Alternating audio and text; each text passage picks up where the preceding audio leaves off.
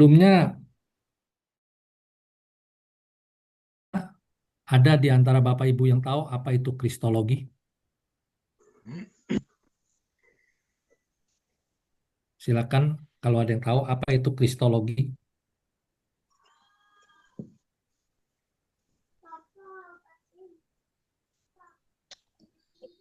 Ada yang tahu kristologi apa?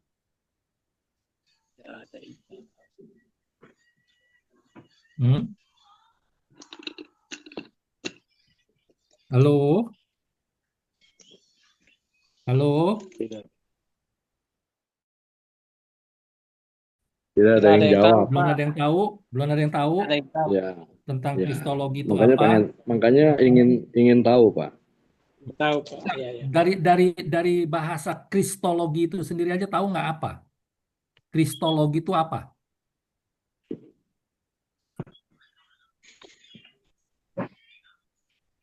Tahu? Ada yang tahu? Jadi jangan jangan kita jangan kita kayak kayak bebek denger geluduk aja, yes yes yes saja begitu, iya iya manggut manggut aja. Tapi kebanyakan kita nggak mengerti gitu ya Ya, ya. istilah-istilahnya. Jadi kita harus ngerti juga. Jadi nanti ketika kita juga bicara dengan orang lain, kalau kita ngerti tuh, wah enak jadinya ya, mantap gitu ya, wah hebat nih gitu ya. Di sini jebolan CBC kok pengertiannya kurang begitu ini. Nanti Brother Nuyu nih bisa bisa ke bawah-bawah nih. Jadi istilah-istilah dalam kekristenan itu memang banyak sekali tentang studi-studi pembelajaran ya di dalam ini. Nah, salah satunya ini kristologi ini. Ya, dulu juga banyak juga yang nggak tahu juga tentang soteriologi. Soteriologi itu apa? Nah, itu juga istilah juga yang dipakai di dalam kekristenan kita ya. Nah, jadi kita harus ngerti, jangan kayak apa kerbau dicocok hidungnya ngikut aja gitu loh. Iya, iya, iya, iya, seperti gitu. Ya. Nah, kristologi itu adalah dari bahasa Yunani memiliki dua, dua suku kata dari kristologi itu. Yang pertama, Kristos, ya dari bahasa Yunani ya, kita ambilnya ya. Kristos. Kristos itu adalah Kristus, ya atau Mesias, Mesia atau Mesias, sama Kristus. Lalu suku kata yang kedua adalah logos. Jadi kristologis atau kristolog itu dari bahasa Yunani. Bahasa aslinya bahasa Yunani, yaitu yang pertama, suku kata pertama adalah Kristos atau Kristus, ya. Yang kedua adalah logos atau logo. Jadi apa itu Kristos? Yaitu Kristus. Logos itu apa? Logos itu yang berarti studi atau ilmu. Jadi kalau kristologi itu berarti kita mempelajari ilmu tentang Kristus gitu loh. Ya, untuk mengetahui siapa sih Kristus yang sebenarnya itu. Oke? Paham sekarang? Jadi kristologi adalah pelajaran atau mempelajari tentang Kristus. Ya, tentang Kristus. Nah, sekarang bisa nggak saudara, apa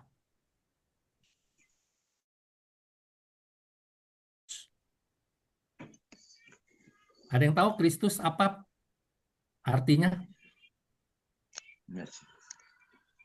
Banyak orang Kristen kan suka ngomong Yesus Kristus, Yesus Kristus. Nah, sekarang kalau Yesus kan sudah tahu nama, buat nama, ya. Terus kenapa pakai Kristus di belakangnya? Yesus Kristus. Apa itu Kristus?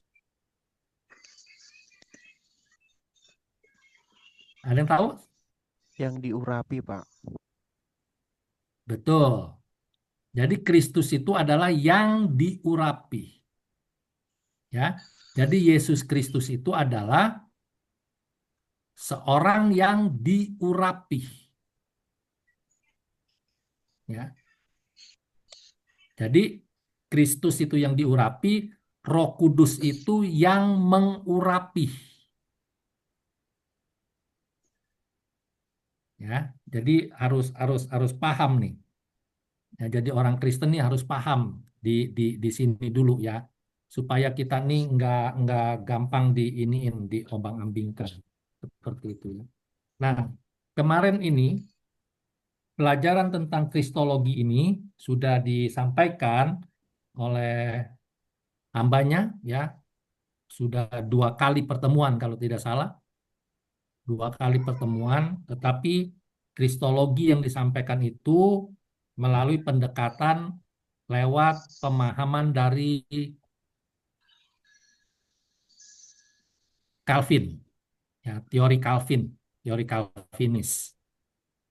Ya, kalau saya ada banyak sih yang memang saya juga sependapat dengan Calvinis, ada beberapa juga yang saya tidak sependapat dengan Calvin atau Calvinis ya. Yang salah satunya itu pemahaman Calvinis yang tentang keselamatan, sekali terima Yesus selamanya selamat. Betul tidak, Brother Nuyo? Iya Pak, benar.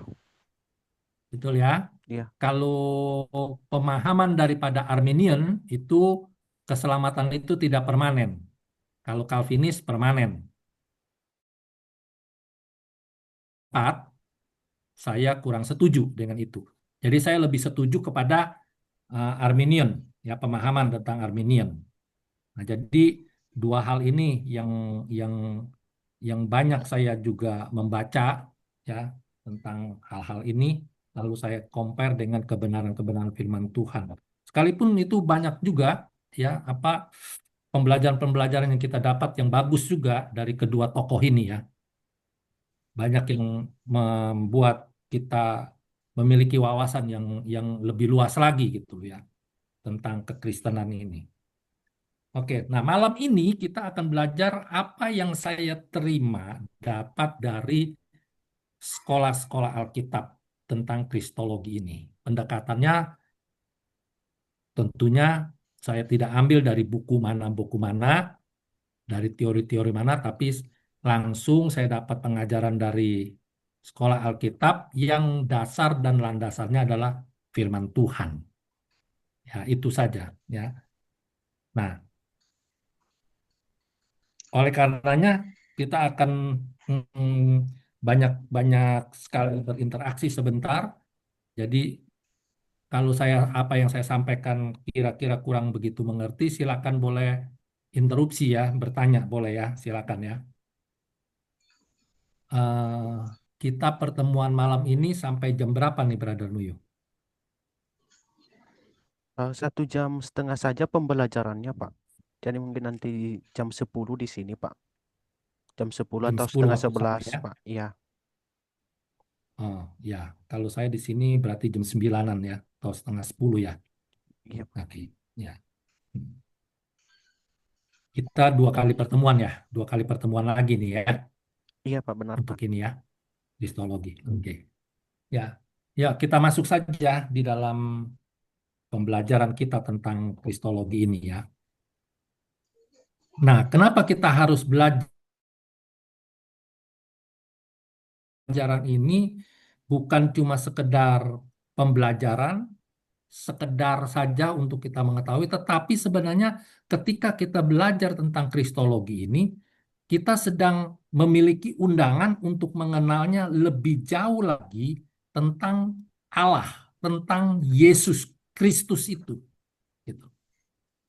Ya, jadi ketika sekarang ini Bapak Ibu Saudara menerima pelajaran tentang kristologi, itu bukan sekedar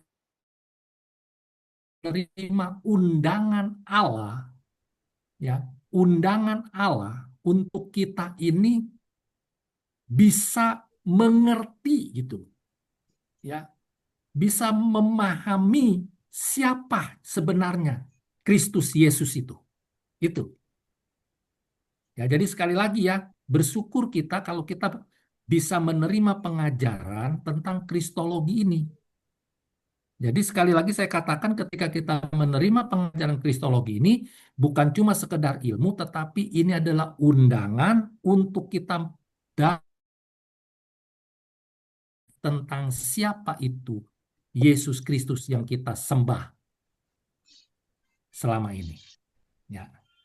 Nah, Kristologi bukan hanya doktrin untuk dipelajari, bukan sekedar hanya doktrin untuk dipelajari, tetapi juga undangan yang tadi saya katakan yang penuh dengan kasih untuk mendekatkan diri kepada Yesus.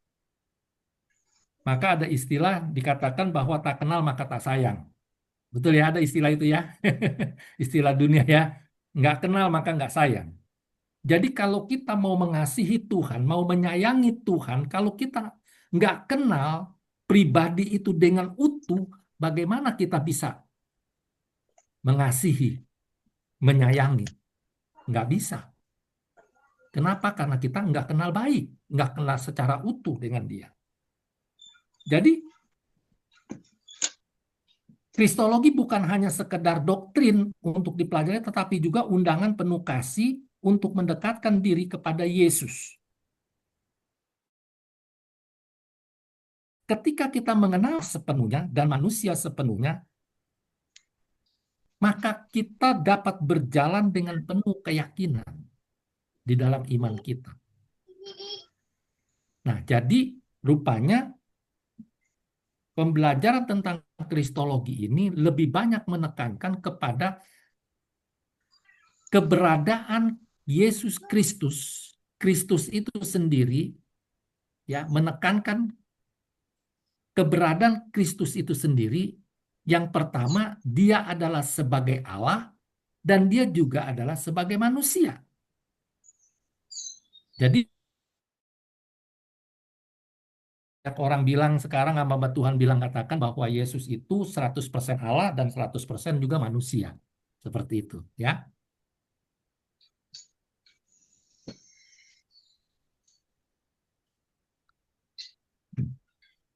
Mengetahui bahwa juru selamat kita memahami. Kita mengetahui bahwa juru selamat kita memahami tentang apa? Tentang pergumulan kita, persoalan kita. Kenapa? Dia memahami. Karena dia manusia, gitu loh. Ya. Dia bukan hanya Allah, tapi dia juga manusia. Manusia yang bisa merasa sakit kalau dipukul, dia bisa merasakan sedih ketika penat hatinya. Itulah sosok Kristus kita, Yesus itu. Ya, bahwa ketika kita mengenal dia dengan sungguh, maka kita bisa tahu dan kita bisa mengerti dan kita bisa bisa apa paham sekali bahwa bulan kita, maka dia mengerti, ya, karena dia manusia seperti kita, dia bisa merasakan. Nah, ketika kita ada dalam pergumulan, maka dia bisa merasakan. Kenapa kok dia bisa merasakan? Karena dia Allah. Balik. Kalau kita misalkan saya nih dengan siapa nih? Dengan Pak Hendra misalkan, ya. Pak Hendra lagi sedih hatinya. Belum tentu saya bisa merasakan. Kecuali bertatap muka begitu kan. Beda dengan Kristus ini, Yesus ini. Dia memahami kesedihan kita. Sekalipun dia sekarang ada dalam kerajaan Allah, dalam kerajaan sorga, maka dia memahami keberadaan. Kenapa? Karena dia bukan sekedar manusia, tetapi dia adalah Allah itu sendiri. Dia mengetahui segala-galanya. Ya. Dan dia bukan hanya mengetahui, tetapi juga dia memegang semua otoritas di atasnya dia. Atasnya. Kalau manusia, kalau kita ini memiliki pergumulan berat, memiliki persoalan yang begitu berat. Ingat, dia juga bisa mengerti, dia bisa merasakan. Tapi bukan sekedar dia merasakan, bukan sekedar dia mengerti, tetapi dia pun juga memiliki otoritas atas apa yang sedang terjadi dalam hidup kita. Apapun yang dia mau lakukan itu bisa saja diatasi semua sebagai Kristus Tuhan kita. Jadi kalau kita sungguh bisa mengenal Dia, ya, bahkan kita bisa menerima Dia, itu adalah anugerah terbesar yang kita peroleh dari zaman ke zaman. Ya, karena seperti saya katakan tadi bahwa Yesus Kristus itu dia adalah 100% manusia dan dia adalah 100% Allah. Dia bisa mengerti apa yang menjadi pergumulan kita, persoalan kita, dan sebagainya. Sebagai Allah, dia memiliki otoritas atas hidup kita yang penuh dengan pergumulan, yang ada di dalam kecemasan, kekhawatiran. Dia memiliki otoritas. Untuk apa? Untuk bisa menolong secara langsung dalam hidup kita. Nah, itulah dia, Kristus Yesus kita itu. Ya. Jadi memahami kristologi memberi kita keberanian dan iman dan keteguhan hati. Ya, kalau kita nih sekarang nih belajar kristologi nih, tadi saya udah paparkan nih bahwa Kristus itu dia bukan sekedar hanya manusia tapi dia juga Allah. Dia sebagai manusia dia bisa memahami, dia sebagai Allah memiliki otoritas. Dari segi itu aja coba bayangkan Bapak Ibu, saudaraku yang kasih. Coba bayangkan betapa luar biasanya kita memiliki Kristus Yesus itu dalam hidup kita. Ya. Betapa dahsyatnya. Betul dah?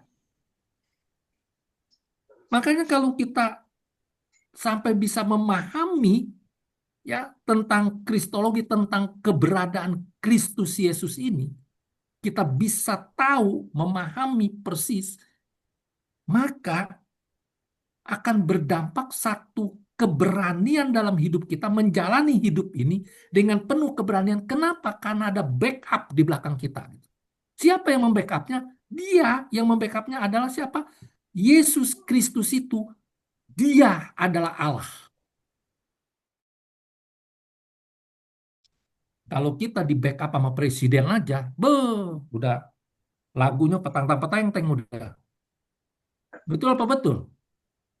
Coba nggak usah presiden dah. Di backup sama panglima aja nih. Panglima nih di backup sama panglima nih. Jenderal bintang 4 nih di pundaknya nih. Bodoh, kita udah bener-bener dah. Serasa ngelihat orang tuh udah kecil-kecil sekali dah. Betul apa betul? Tuh. Iya. Tapi ingat loh, saudara ini yang mendukung saudara itu adalah Tuhan, adalah Allah, Raja di atas segala raja. Wih, dahsyat benar. Ya, ini baru segini aja nih kalau kita ngerti nih, benar-benar paham nih. Waduh, nggak ada dah makanya apa nggak ada lagi dah yang bisa dapat menukar Kristus dalam hidup kita, nggak ada lagi dah. Ya, nah kita penuh keberanian dan kita memiliki iman yang benar. Kenapa? Karena kita bukan cuma sekedar apa bisa bisa bisa mengerti saja, tapi kita bisa merasakan keberadaan Dia dalam hidup kita. Lewat apa? Lewat bermacam-macam pergumulan yang kita bisa lewati bersama dengan Dia. Ya. Dan kita akhirnya apa? Kita benar-benar mantap. Nih, kalau kita sudah mengerti tentang kristologi ini, kita benar-benar bisa mantap keteguhan hati kita. Ya. Sehingga hal itu bisa membekali kita untuk menjadi seorang pemimpin, ya, kasih kepada sesama dan sepenuhnya mempercayai Tuhan di dalam rancangannya yang baik dan kuasanya yang cukup, ya, untuk membackup dan menolong di dalam kehidupan kita. Nah, jadi luar biasa kita kalau kita benar-benar serius memahami tentang kristologi ini. Sudah harus mempersiapkan diri, bersiap-siap untuk menjelajahi tentang teologi sistematik lebih mendalam lagi tentang kristologi ini. Ya, kita akan menjelajahi nih sekarang nih ya tentang kristologi ini. Nah, kristologi hanyalah salah satu cabang dari teologi sistematis.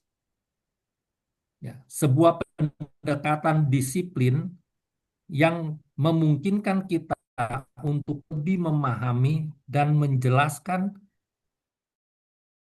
dengan mengatur konsep-konsep teologis ke dalam kerangka kerja yang logika. Ya, jadi, nah, kenapa banyak orang tuh yang suka menjelaskan tentang Yesus itu ngaur ngejelasinnya, orang ada juga orang yang suka khotbah begitu ya, yang ngedenger khotbahnya itu bukan tambah ngerti tapi tambah puyeng gitu. Ada nggak kira-kira yang begitu, pengkhotbah yang seperti itu? Ada nggak? Kita mendengar pengkhotbah, kita ngedengar khotbahnya itu, pemberitaan firmannya bukan tambah ngerti tapi tambah puyeng. Bingung ini sebenarnya kemana sih yang mau apa sih ini yang mau dikatakan gitu loh? Apa sih yang mau dijelaskan gitu? Tambah bingung. Ada nggak?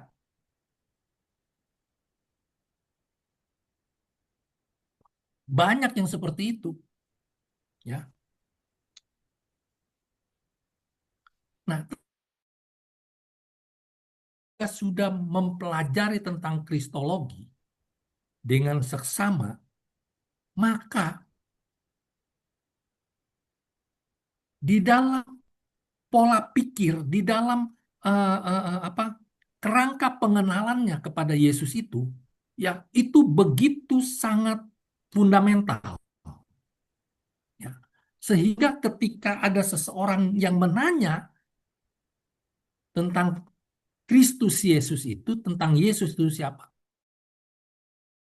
menjelaskan begitu secara sistematis, ya, dan secara logis, bukannya ngawang-ngawang gitu, ya, secara logis atau secara logika.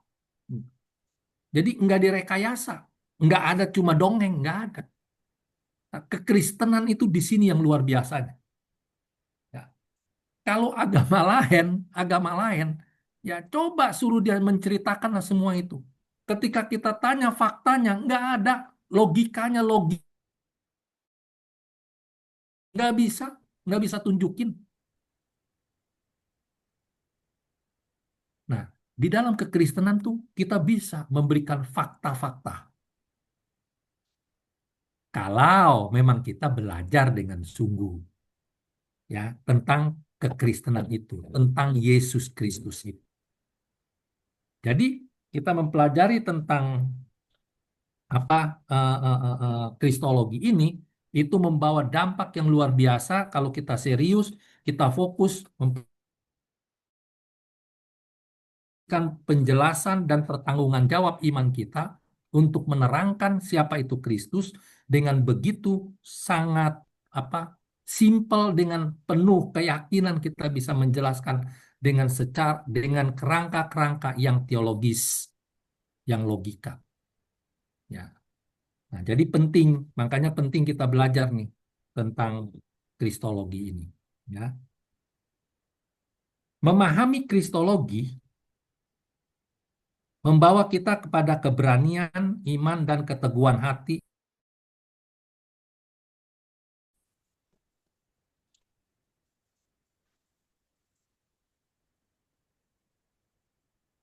Keteguhan hati, dan hal itu dapat membekali kita untuk menjadi pemimpin. Pemimpin dalam arti di sini yaitu kita bisa memuridkan orang lain lagi gitu. Ya. Kita bisa menuntun orang lain lagi. Ya, untuk bisa memberikan pengertian lagi kepada orang lain. Ini yang diartikan memimpin, ya. Mengasihi sesama tadi dikatakan. Jadi tempo hari pernah saya sampaikan dalam pertemuan di CBC ini tentang apa itu iman yang benar. Ya, jadi ketika kita mempelajari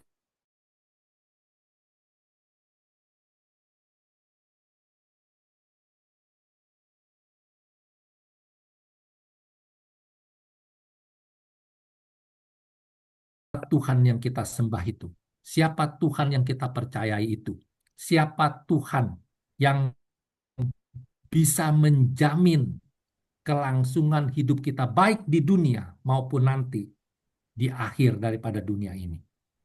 Ya. Sehingga kita dengan penuh keyakinan ya bisa memberikan dampak bagi orang lain. Mengasihi sesama dan sepenuhnya mempercayai Tuhan bahwa rencananya Tuhan itu baik. Nggak ada yang nggak baik. Rencana Tuhan itu. Ya, nggak ada yang nggak baik. Kalau kita baca di dalam Yeremia 29 ayatnya yang ke-11 dikatakan bahwa rancangan Tuhan itu adalah rancangan damai sejahtera dan bukan rancangan kecelakaan katanya. Untuk memberikan kepada kita hari depan yang penuh dengan harapan. Dan kalau kita juga membaca di dalam kitab Pengkhotbah pasal 3, masalah menghadapi persoalan hidup yang mungkin berat sekalipun. Maka di dalam Pengkhotbah pasal 3 dikatakan, lihat Tuhan katakan, aku akan menjadikan segala sesuatu indah pada waktunya.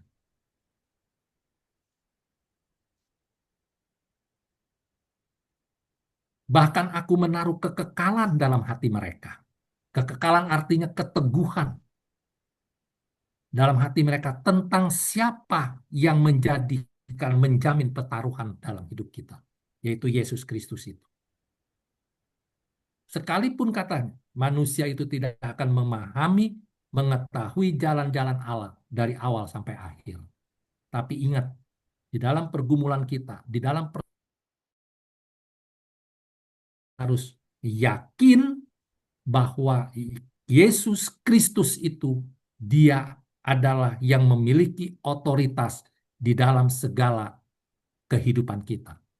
Yakin itu, percaya itu, sungguh itu. Ya. Yakin bahwa rancangannya baik. Sekalipun mungkin sekarang belum saya lihat nih, banyak sekali bertubi-tubi pergumulan nih bagi bagi Bapak Ibu Saudara yang mungkin baru pemula nih mengenal Yesus. Yesus itu nggak ada yang buruk, nggak ada, nggak ada. Ya, sekalipun dalam pergumulan kelihatannya seolah-olah nggak ada jalan keluar, tapi Tuhan katakan, ingat, lihatlah, aku akan menjadikan segala sesuatu indah pada waktunya. Jadi bagian kita hadapi saja persoalan dan percaya bahwa Yesus Kristus itu berdaulat atas kita dan dia memiliki otoritas di dalam kehidupan. Nah, itulah Yesus Kristus kita ini. Ya. Nah, dalam ajaran agama Kristen, apa itu Kristolog? Kristolog adalah istilah untuk menyebut seseorang yang mempelajari atau mengkaji tentang Yesus Kristus. Tadi saya sudah katakan tuh ya.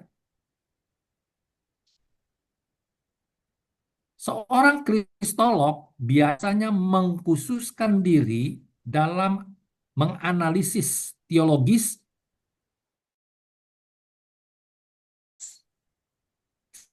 sifat dan karya Yesus Kristus serta dampaknya terhadap iman Kristen.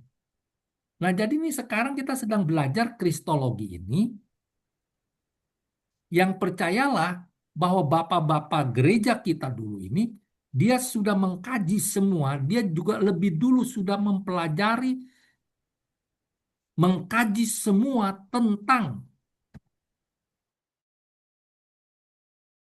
keberadaan Yesus Kristus itu. Ya. Menganalisa secara teologis mengenai apa? Mengenai identitas Yesus Kristus, sifat-sifatnya, dan karya-karya Yesus Kristus. Sudah diidentifikasi nih, sudah dianalisa nih, sudah dianalisis nih secara teologis. Ya, nanti kita lihat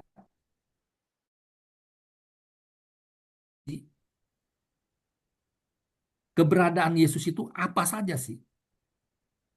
Nanti kita akan terkagum-kagum mengenai Yesus Kristus ini. Ya. Yaitu mengenai identitasnya.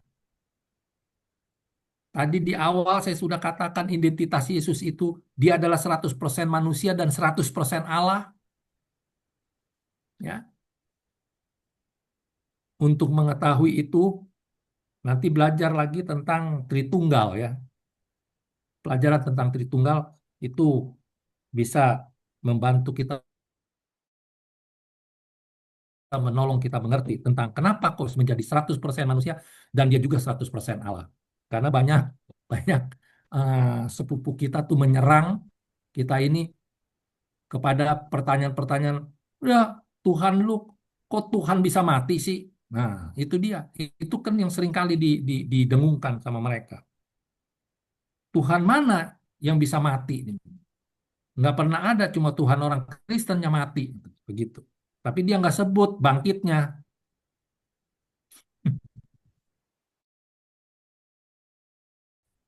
Ya. Nah, sudah dianalisis secara teologis ya tentang identitas Yesus itu apa. Terus yang kedua, sifat-sifatnya seperti apa, bagaimana. Nanti kita akan pelajari itu. Dan karya Yesus Kristus. Apa karya-karyanya Yesus Kristus itu? Ya. Dia sebagai manusia dan dia sebagai Allah, apa karya-karyanya yang bisa dibuktikan gitu. Ya. Serta dampaknya terhadap iman kekristenan. Tadi di depan juga barusan tadi saya sudah katakan kalau kita benar-benar sungguh mengerti tentang kristologi ini, maka kita dengan yakin, dengan sungguh kita bisa memaparkan tentang Tuhan kita itu secara fundamental, secara begitu berakar dengan sungguh, sehingga orang itu bisa benar-benar memahaminya tentang sembah dan yang kita yakini ini ya. Kristologi adalah cabang dari teologi Kristen yang mempelajari tentang Yesus Kristus, termasuk identitas yang tadi, sifat, karya, dan perannya dalam keselamatan umat manusia. Kata kristologi berasal dari dua kata tadi tuh yang saya sudah sampaikan tuh ya, yang di awal. Yaitu dalam bahasa Yunani, yaitu Kristos, yang berarti Kristus atau Mesias.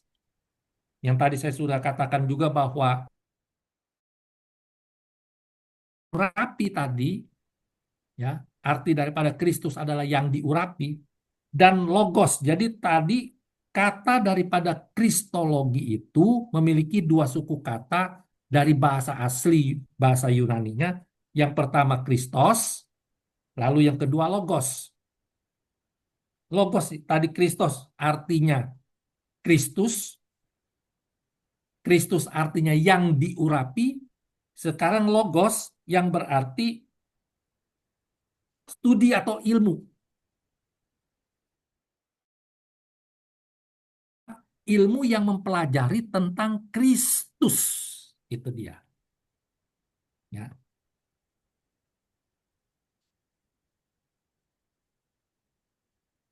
Fokus utama kristolog adalah memahami siapa Kristus sebenarnya menurut iman Kristen dan bagaimana ajarannya berdampak pada kehidupan umat.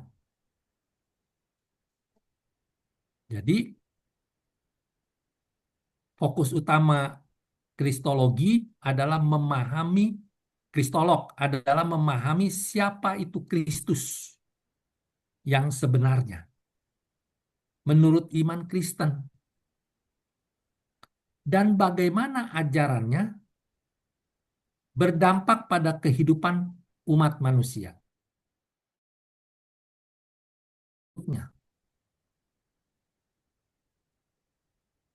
Ya. Jadi seorang kristolog adalah belajar memahami, fokusnya itu belajar memahami siapa itu Kristus. Yang sebenarnya itu siapa Kristus ini ya. Jadi kalau saya percaya sama dia, kalau saya menyembah dia, disuruh menyembah dia, saya harus yakin dong siapa itu Kristus. Nah, ketika seseorang itu menggali, mencari tahu, begitu rindu, begitu sangat menggebu-gebu mau mencari tahu. Nah, itulah yang dikatakan dia seorang kristolog. Ya, Kristus, mencari pengejar pengertian tentang Kristus. Ya, itu dia. Karena tanpa orang yang sangat sangat rindu ya untuk mengenal sesungguhnya siapa itu Kristus, maka saya sih merasa bahwa orang itu menjadi Kristen yang nggak kuat, ya. Nggak kuat, ya.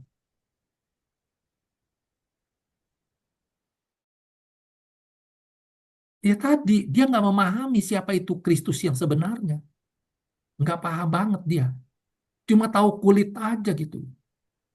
Oh iya, Yesus Kristus itu dia yang pernah lahir 2000 tahun yang lalu kemudian dia melayani, dia menyebarkan ajaran-ajarannya tentang kasih, lalu dia ditangkap, disalibkan, mati, dikuburkan, dan 3 hari kemudian dia bangkit. Cuma garis besar seperti itu aja, tapi tidak paham sebenarnya sifatnya dia tuh seperti apa, ya, identitasnya itu dia seperti apa, nggak paham sekali, nggak paham. Satu contoh saya kasih tahu gini, ini ada banyak nih perdebatan nih, ya,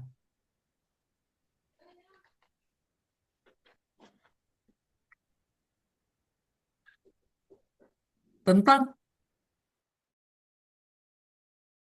eh, bahwa orang percaya Yesus itu adalah satu apa itu eh, eh, eh, ketentuan Allah, betul. Jadi karena ada ayat-ayat yang mengatakan demikian, ya. Ini saya mau kasih contoh bahwa kalau seseorang dia tidak menyelidiki, dia tidak belajar, dia tidak mengejar pengertian tentang kristologi, ya, maka dia tidak mengenal Allahnya, dia tidak mengenal Yesus Kristus itu seperti apa yang sebenarnya. Dia tidak mengenal identitas Yesus Kristus. Orang pun yang dapat datang kepadaku, artinya kepada Yesus. Jikalau ia tidak ditarik oleh Bapa yang mengutus aku, dan ia akan artinya orang yang bisa percaya sama Yesus itu adalah yang ditarik oleh Bapa. Baru dia bisa percaya. Jadi artinya Bapa lah yang menentukan siapa orang itu yang harus menerima Yesus. Betul apa betul? Kalau begitu. Jadi jadi tidak ada free will lagi kepada seseorang ini. Betul nggak ayat ini? Dikatakan Yohanes 6 ya, ayat 44. Dikatakan ini, tidak ada seorang pun yang dapat datang kepadaku jikalau ia tidak ditarik oleh Bapa yang mengutus aku. Dan ia akan kubangkitkan pada akhir zaman. Jadi artinya orang yang datang sama Yesus itu penentunya Allah. Gitu. Kepingin, tapi kalau Allah nggak menentukan nggak bisa. Gablangnya gitulah. Nah menurut saudara ini benar apa enggak? Coba. Ini ayatnya benar ada nih. Coba menurut saudara gimana? Nah ini yang banyak diperdebatkan nih. Sekarang-sekarang ini nih.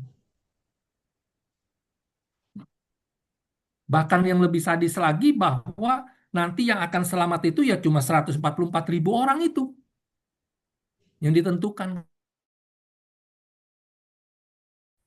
Nah, itu lebih sadis lagi tuh. Lebih lebih radikal lagi tuh pernyataan-pernyataan seperti itu. Nah, ini gitu. Jadi ini kalau kita nggak belajar tentang kristologi, ya, maka kita tidak akan pernah bisa mengerti nih ayat ini sebenarnya nih mau bicara tentang apa nih? Yang sebenarnya nih, gitu loh. Ada banyak sekali. Bahkan kalau saudara dengar dulu itu yang menjadi kontroversi banget itu, yang menyatakan Edis TV ini menyatakan bahwa rancangan kematian Yesus itu sebenarnya adalah bukan rancangan Allah, tapi karena rancangan iblis, katanya. Gitu.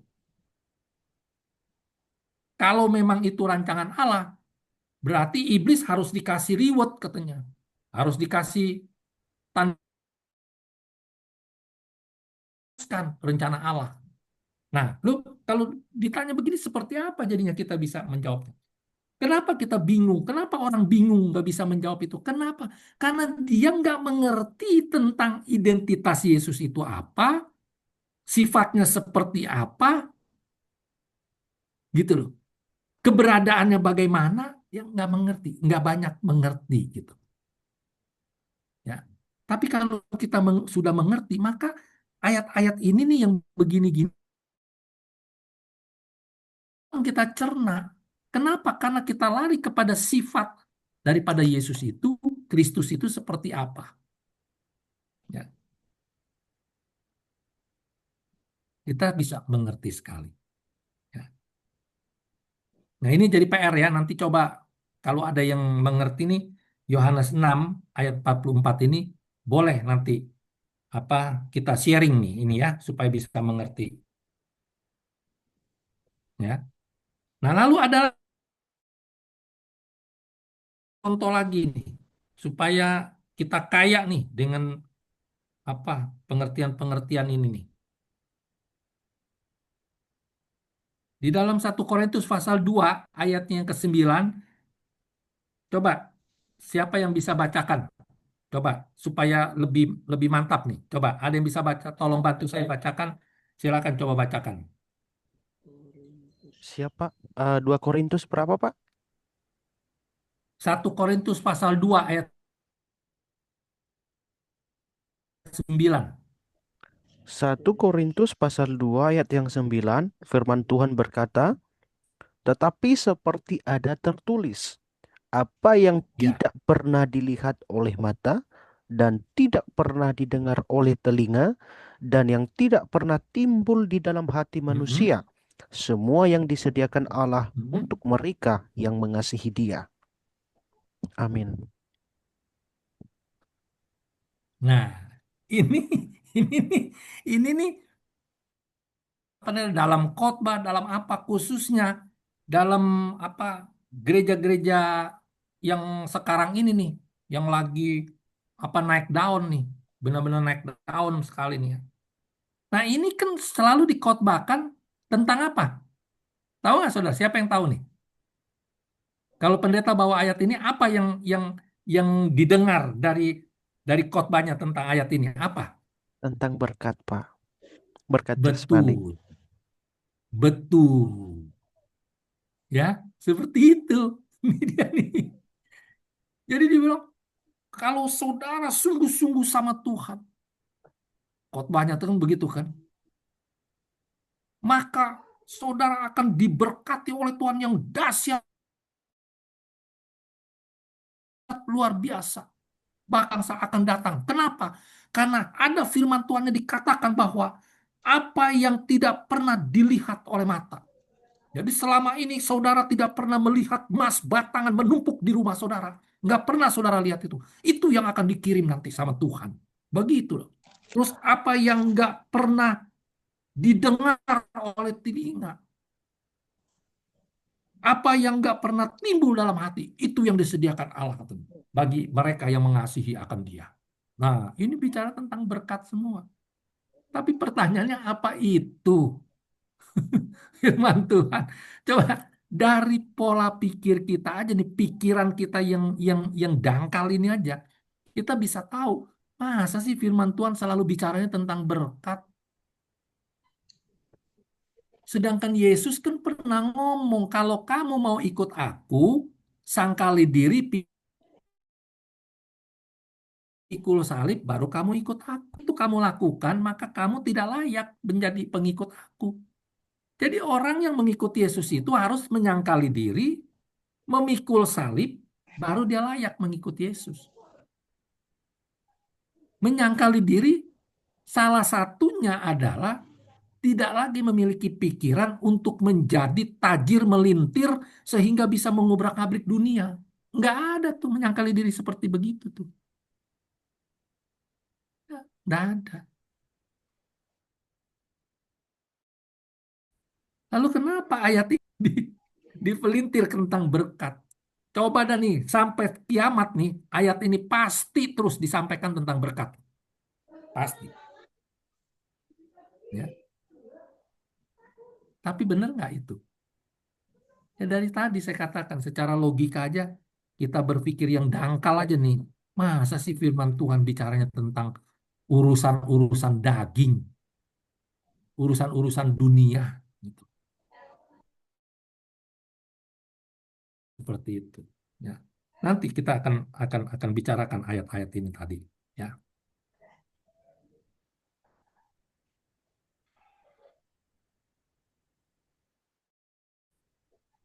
Jadi para peminat dapat mengeksplorasi pemahaman tentang keselamatan, kasih, dan moralitas yang diajarkan oleh Yesus. Jadi ya, seorang teolog ini dia belajar untuk memahami siapa Kristus yang sebenarnya. Ketika dia paham betul, sudah mengerti betul, maka mantaplah dia untuk mengambil Yesus Kristus sebagai Tuhan dan Juru Selamat pribadi dalam hidupnya. Dan pada waktu dia ada di dalam situasi yang seperti itu, maka dia itu tidak akan pernah ngawur lagi hidupnya.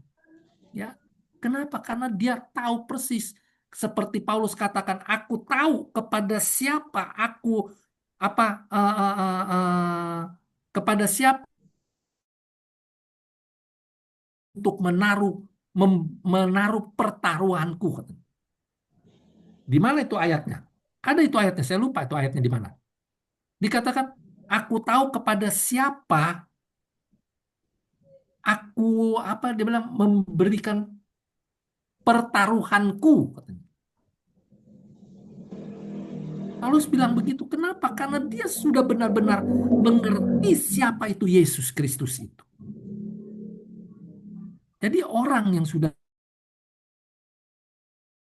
barulah dia bisa menjadi orang orang Kristen yang benar-benar sejati. Tapi kalau dia nggak mengerti, belum mengerti, baru cuma mengerti kulit, percayalah sama saya, hidupnya akan terus ngawur. Kasihnya kepada Yesus itu semu. Kasihnya kepada sesama juga semu. Kelihatannya baik kepada sesama, tapi sebenarnya ada maunya. Gitu. Bukan kasih agape, bukan. Ada maunya. Jadi seorang teolog ini, kalau dia sudah memahami itu semua, maka dia akan terus memelihara tentang keselamatan, kasih, dan moralitas yang diajarkan oleh Yesus Kristus itu sendiri. Kita mau masuk lagi kepada apa itu kristolog? Ya, apa itu kristolog? Seperti tadi yang menganalisa. Jadi kristolog itu adalah seorang yang mendalami ya tadi ya. Jadi yang menyelidiki ya, yang mendalami dan menganalisis tentang Yesus Kristus dari berbagai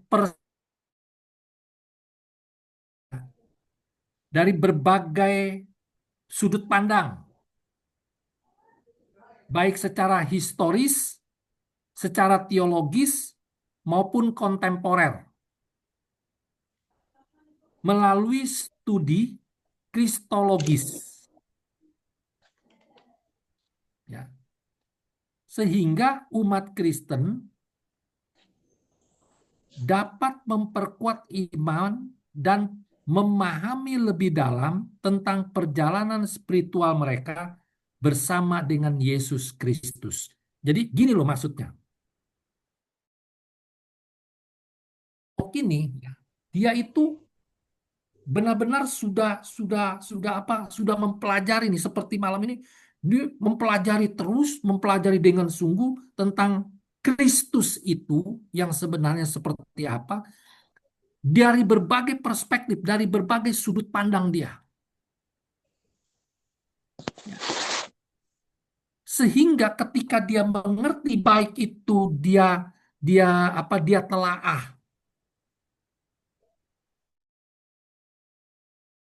sejarahnya nih, ya. Waktu Yesus ada di sini, di bumi ini bagaimana, seperti apa, dia pelajari semua itu, ya, secara teologis, keilmuan, ya. Dia juga sudah paham semua. Maka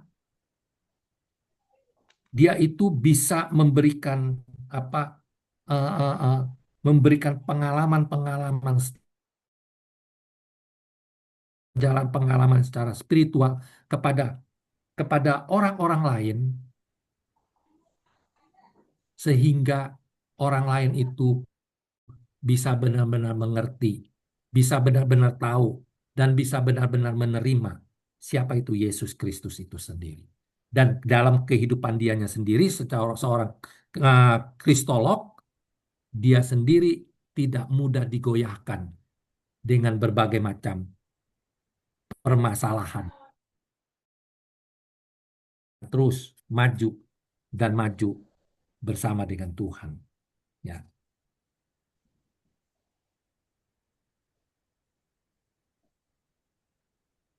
Jadi sekarang kita masuk di dalam jenis-jenis kristolog.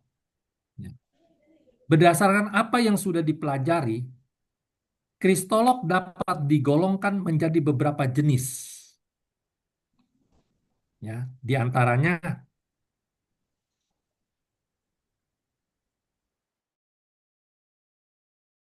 misalkan ya, yaitu yang fokus pada konteks sejarah Yesus. Yang historis itu sejarah ya, tentang sejarah. Jadi kalau saudara mau memahami, belajar benar-benar tentang kristologi ini, ketika saudara mempelajari itu berarti saudara disebut sebagai kristolog. Ya. Nah, kristolog ini mempelajari fokusnya kepada konteks sejarah Yesus, termasuk latar belakang budaya dan sosial pada masanya. Itu penting tuh. Makanya banyak sekali pengkhotbah ya. Pengkhotbah nih ya, dia nih sembarang aja ya. Jadi pendeta juga pendeta keluaran ya. Bahkan yang lebih sadis lagi pendeta kejadian. Ya banyak tuh. Itu banyak. Tapi pendeta keluaran juga banyak. Ya keluaran apa? Keluaran teologi ya, begitu ya. Tapi dia cuma ngerti-ngerti begitu aja, garis besarnya aja begitu. Dia nggak memahami sebenarnya gitu loh. Makanya pelajaran tentang kristologis ini itu penting sekali. Ya, jadi mempelajari tentang konteks sejarahnya Yesus, termasuk latar belakang dari budaya dan sosial. Ya, karena ada banyak perkataan-perkataan Yesus itu yang sangat-sangat bertentangan dengan pola pikir manusia. Kenapa? Karena Yesus setiap kali bicara itu dia selalu menyesuaikan kondisi pada saat itu. Dia ada di mana, dia ketemu dengan siapa, dia bicara dengan siapa, dan pada masa apa, itu Yesus selalu mempadankan itu. Itu. Makanya kalau kita belajar di dalam teologi ya, belajar teologi itu, maka ada namanya ilmu yaitu eksegese. Ya, ada juga itu namanya ilmu tentang apa hermeneutik. Ada itu pelajaran itu. Ya. Nah, salah satunya yang harus ditelaah adalah sejarah dari ayat itu. Nah, termasuk sejarahnya Yesus pun harus kita pelajari, baru kita mengerti. Ya kan? Baru kita mengerti. Satu contoh dalam Matius pasal 5. Yesus khotbah di atas bukit itu, yang begitu populer itu. Nah, banyak sekali tuh khotbah-khotbahnya, berbahagialah orang. Ya kan? Yang begini, begini, begini, begini. Banyak sekali itu dalam Matius pasal 5 itu. Khotbah di bukit. Nah, itu memiliki latar belakang yang sangat kita harus pahami. Ya. Itu yang pertama. Jadi, kristolog historis termasuk latar belakang budaya dan sosial pada masanya. Ya, ini jenis-jenis kristolog nih ya. Yang kedua, kristolog teologis. Lebih berfokus pada aspek teologis dan doktrinal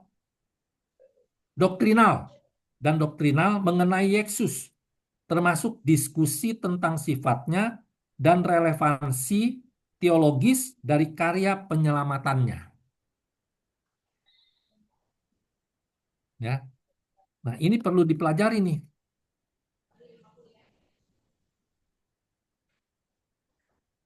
Yang ketiga, kristolog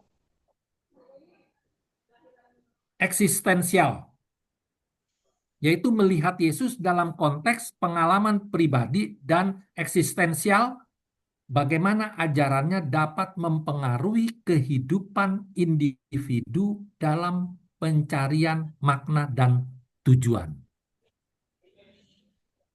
Nah, ini luas, makanya kalau kita belajar tentang kristologi ini ya, ini kalau sungguh-sungguh benar ya, mau serius banget, mau ini komplit lengkap ini, memang panjang ini, ya. penguraiannya panjang. Makanya ini saya coba apa usahakan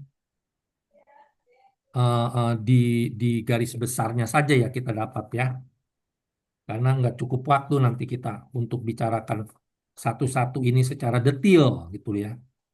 Dan saya juga memahami apa yang saya paparkan ini mungkin banyak di antara saudara yang bingung nih untuk meng, apa, mencernanya nih ya.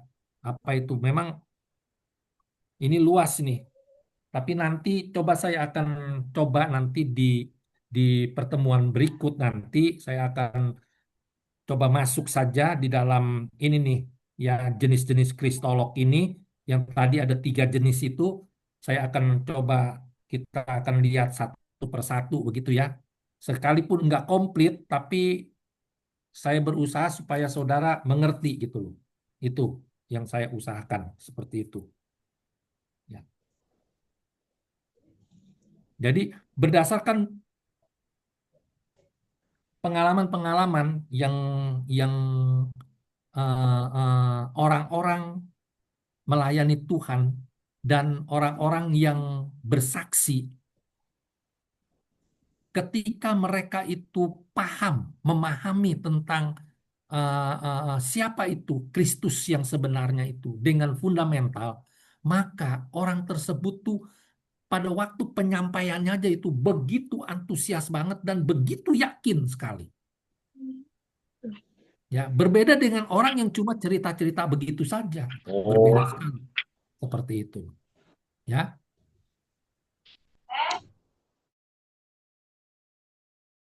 penting sekali memang benar kita belajar tentang kristologi ini. Ya, oke. Sampai di sini saya mau kasih kesempatan, ada yang mau bertanya, silakan sebelum jauh sekali nih. Ini saja juga mungkin udah jauh nih, udah agak jauh nih. Coba siapa yang mau bertanya silakan, ada yang bingung atau bagaimana silakan kalau yang mau bertanya. Supaya jangan kalau saudara ada yang bingung, jangan bingungnya kebanyakan gitu loh. Jadi nanti lupa semua ya. akhirnya. Tentang pergumulan. Shalom, Halo, Shalom. shalom. Ya, Shalom. Saya mau bertanya tentang pergumulan tadi, Pak. Iya,